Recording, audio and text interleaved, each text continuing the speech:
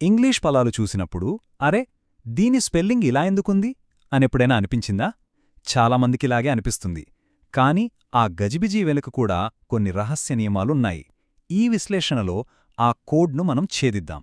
సరే, అందరికీ ఎదురయ్యే ఒక సాధారణ గందరగోళంతో మొదలుపెడదాం. అదే సి అక్షరం. కొన్ని పదాల్లో ఒకలా వినిపిస్తుంది, మరికొన్నింట్లో ఇంకోలా వినిపిస్తుంది. ఎందుకలా? ఒక ఉదాహరణ చూద్దాం. సెల్లో సి ఏమో ఎస్లా వినిపిస్తుంది, అదే క్యాట్లో సి ఏమో కేలా వినిపిస్తుంది. మరిక్కడేం జరుగుతోంది? నమ్మండి, దీని వెనుక చాలా సింపుల్ రూల్ ఉంది. సరే, పదండి మన మొదటి రహస్యం వైపు వెళ్దాం. అదేంటంటే సి యొక్క ఆ రెండు శబ్దాల వెనకొన్న గుట్టు. ఆ ఎస్ లా వినిపించే శబ్దముంది కదా, దాన్ని సాఫ్ట్ సి అంటారు. మరి ఆ సౌండ్ ఎందుకు వస్తుందంటే దాని తర్వాత వచ్చే కొన్ని ప్రత్యేక అక్షరాల వల్లే. దీన్ని అర్థం చేసుకోవడానికి ఒక సూపర్ ట్రిక్ ఉంది. కేవలం 3 అక్షరాల నియమం.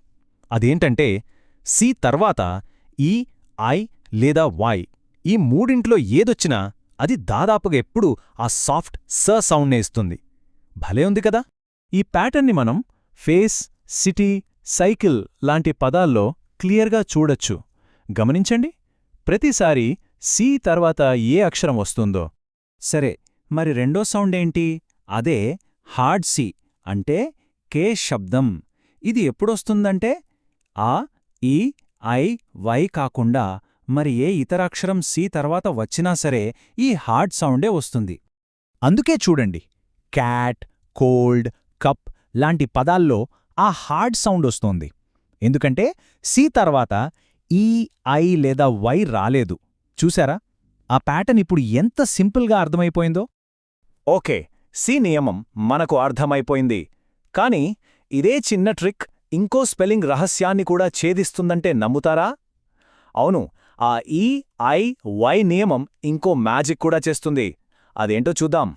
నిజమే, జి అక్షరం కూడా దాని సాఫ్ట్ జే మరియు హార్డ్ జీ సౌండ్స్ కోసం సరిగ్గా ఇదే లాజిక్ను ఫాలో అవుతుంది. అంటే జెమ్ లేదా జిమ్లో లాగా ఈ, ఐ, వై ముందు జీ సాఫ్ట్గా పలుకుతుంది. అదే గేమ్ లేదా గోట్లో లాగా మిగతా అక్షరాల ముందు హార్డ్గా పలుకుతుంది. అయితే ఇక్కడో చిన్న విషయం గుర్తుంచుకోవాలి. సి రూల్ చాలా కరెక్ట్గా పనిచేస్తోంది, కానీ ఈ జీ రూల్ మాత్రం సుమారు 90% కేసుల్లోనే వర్తిస్తుంది. కొన్ని కామన్ ఎక్సెప్షన్స్ కూడా ఉంటాయి. సరే, ఇప్పటిదాకా మనం హల్లుల గురించి మాట్లాడుకున్నాం. మరి అచ్చుల సంగతేంటి? వాటికి కూడా కొన్ని సీక్రెట్ రూల్స్ ఉన్నాయి. ముఖ్యంగా అవి జంటగా ఉన్నప్పుడు వాటి కథే వేరు. వీటిని డిఫ్టాంగ్స్ అని పిలుస్తారు. అంటే ఏంటంటే 2 వేర్వేరు అచ్చులు కలిసిపోయి ఒకే కొత్త శబ్దాన్ని సృష్టిస్తాయి. అయితే ఇక్కడ అస్సలైన ట్రిక్ ఏంటో తెలుసా?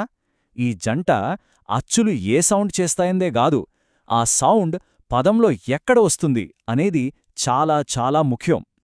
అదే మన నెక్స్ట్ బిగ్ సీక్రెట్. పదం మధ్యలో ఒకలా, పదం చివరలో ఇంకోలా. ఈ టేబుల్ చూడండి. ఉదాహరణకి ఆయ్ సౌండ్ తీసుకుందాం. పదం మధ్యలో వస్తే కాయిన్లో లాగా ఓ ఐ వాడతాం. కాని అదే సౌండ్ పదం చివర్లో వస్తే బాయ్లో లాగా ఓ వై వాడతాం. చూసారా? ఇదే ప్యాటర్న్ ఆ సౌండ్కి కూడా వర్తిస్తుంది. మధ్యలో ఏయు, చివర్లో ఏడబ్ల్యూ. ఇక ఓ సౌండ్ విషయానికొస్తే ఇది కూడా దాదాపుగా ఇలాగే పనిచేస్తుంది.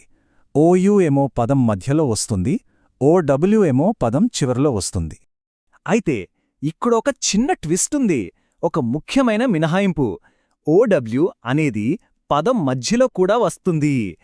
ఎప్పుడంటే దాని తర్వాత ఎన్, ఎల్ లేదా డి అక్షరాలు ఉన్నప్పుడు. ఉదాహరణకు క్లౌన్ లేదా క్రౌడ్ లాంటి పదాలను చూడండి. ఓకే, ఇప్పటిదాకా మనం చాలా విషయాలు తెలుసుకున్నాం కదా. ఇప్పుడు ఈ పవర్ఫుల్ రూల్స్ అన్నింటినీ ఒకే చోట సింపుల్గా గుర్తుపెట్టుకోవడానికి వీలుగా ఒక చీట్ షీట్లా చూసేద్దాం. సరే, ఇవే మనం గుర్తుంచుకోవలసినవి.